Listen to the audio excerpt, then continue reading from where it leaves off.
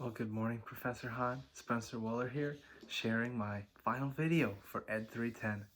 I will be going over a couple different topics today, starting with the kind of educator that I'd like to be in the future. And I think the biggest thing to take away from an educator I want to be are two things. First off, I want to be a discussion-based educator, and I want to be an educator who gives second chances. By discussion-based, in pre-student teaching, I loved when we would do a discussion in class and the students would end up speaking more than me. I love to hear what my students think, and I want them to be involved in all of the class. I understand lectures are important, but especially in the foreign language class, there's so much opportunity to allow students the opportunity to speak and to learn from them. And I think it's powerful when you can learn from 30 different people in a class than just one person being the teacher. 30 different unique perspectives and viewpoints on things, which I think is incredible. And second, I want to be a teacher who gives second chances.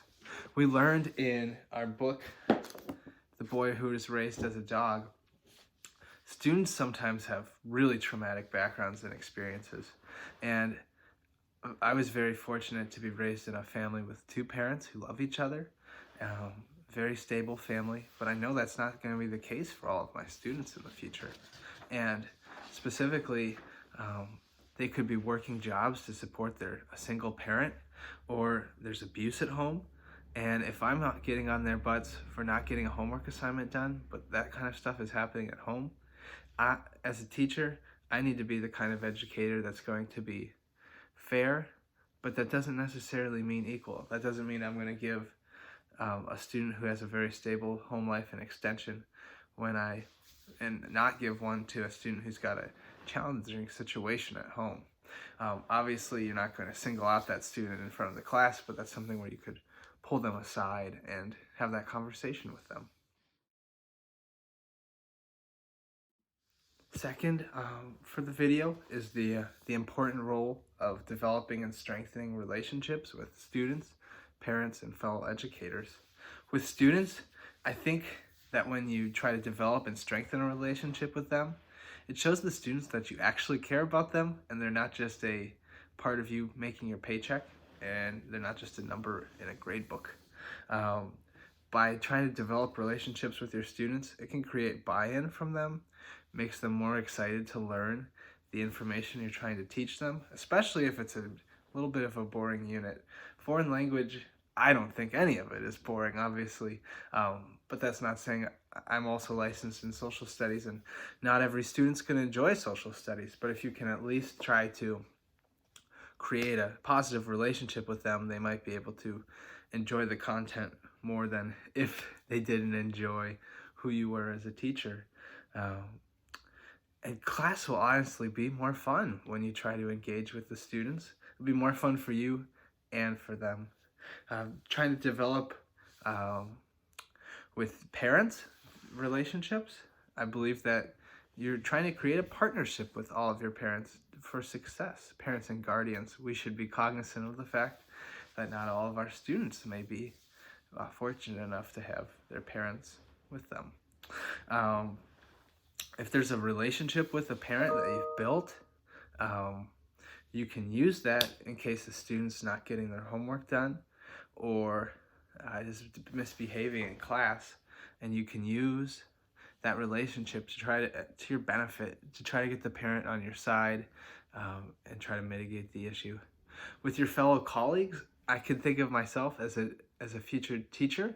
When you're brand new, you don't know everything, and if you could build relationships with your fellow teachers and be humble and willing to learn from them, there's a lot they could potentially help me with, observing me, telling me how I can improve as a teacher.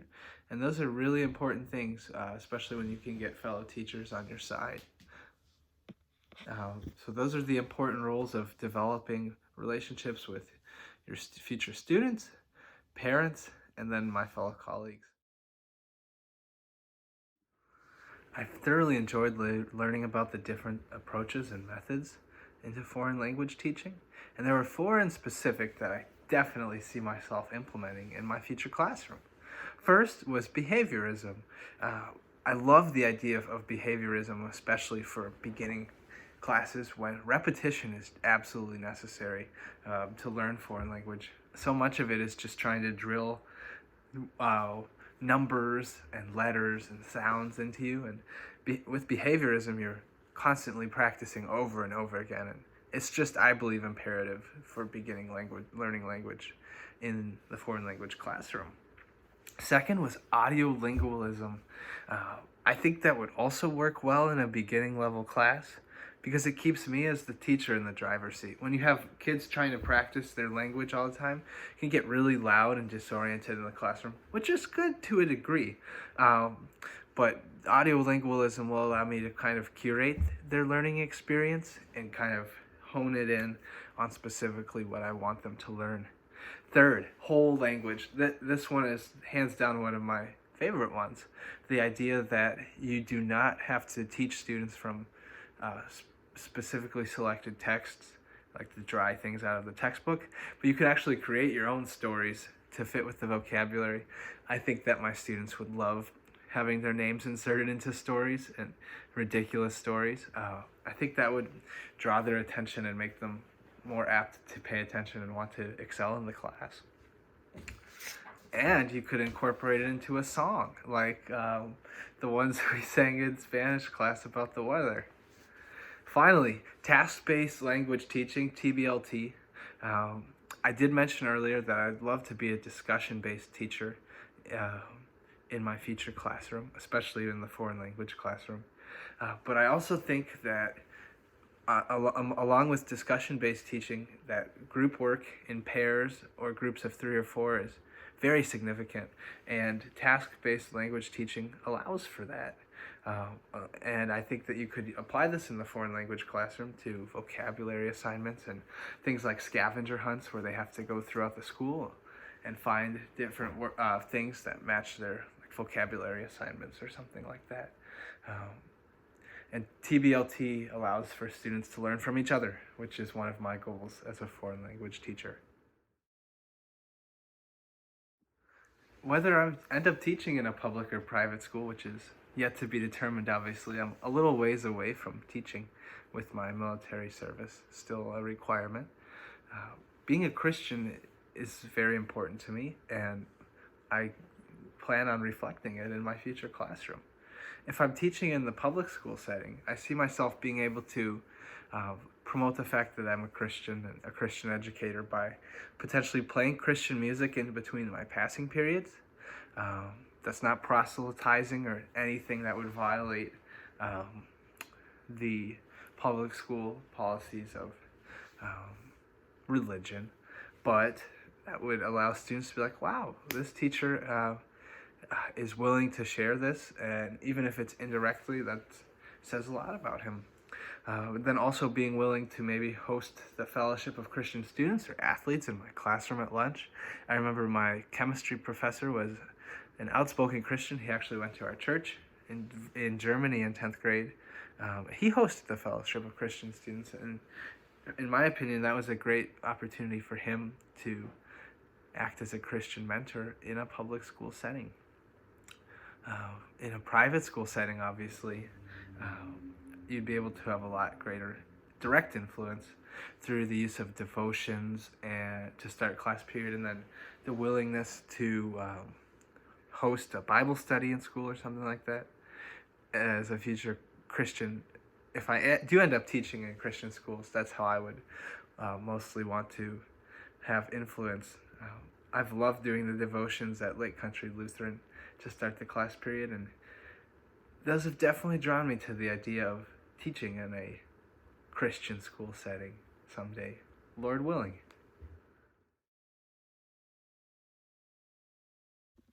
Since I loved the song so much, here it is one more time. Go. Que tiempo hace? What's the weather like?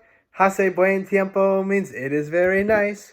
It is sunny, hace sol, hace frío, it is cold, it is windy, hace viento, in bad weather, mal tiempo, que tiempo hace? What's the weather like? Hace buen tiempo means it is very nice. Está lloviendo, it's raining, hasta nevando, it's snowing, hay tormenta, there's a storm, que calor, it's very warm, que tiempo hace? What's the weather like? Hace buen tiempo means it is very nice. Woo!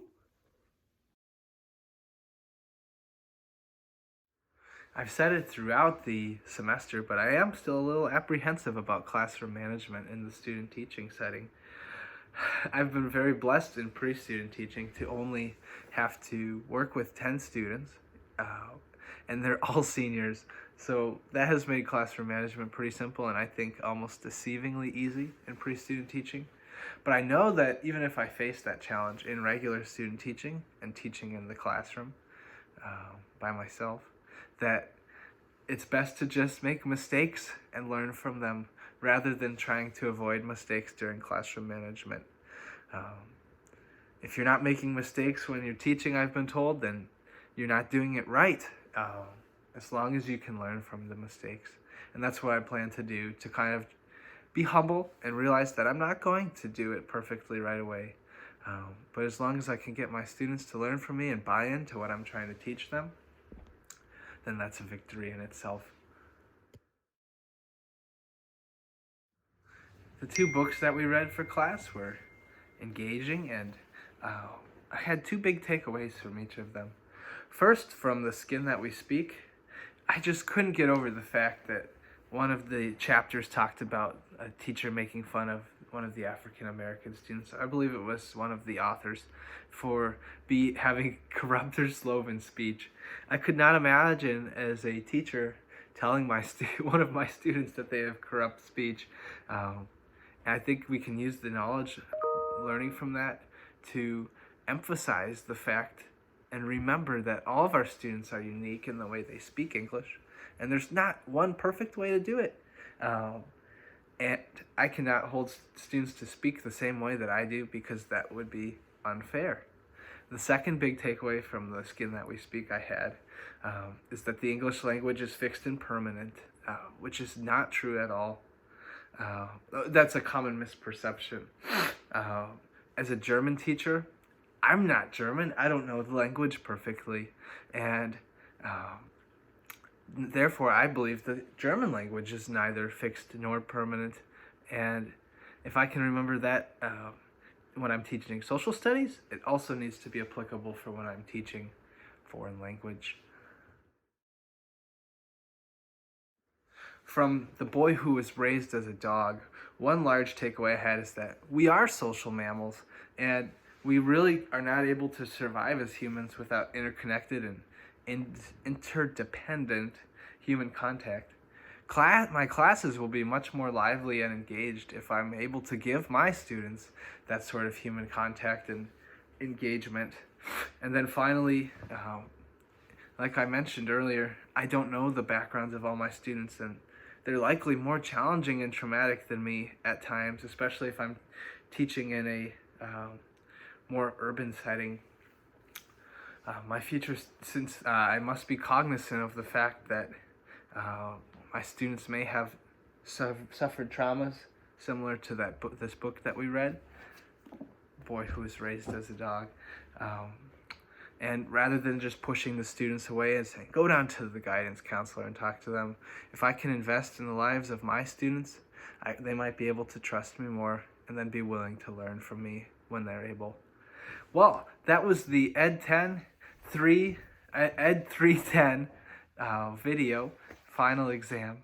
It's an excellent class with Professor Han, and I'm looking forward to student teaching and getting out into the real world and teaching someday. Thank you so much for listening to my video, and God bless.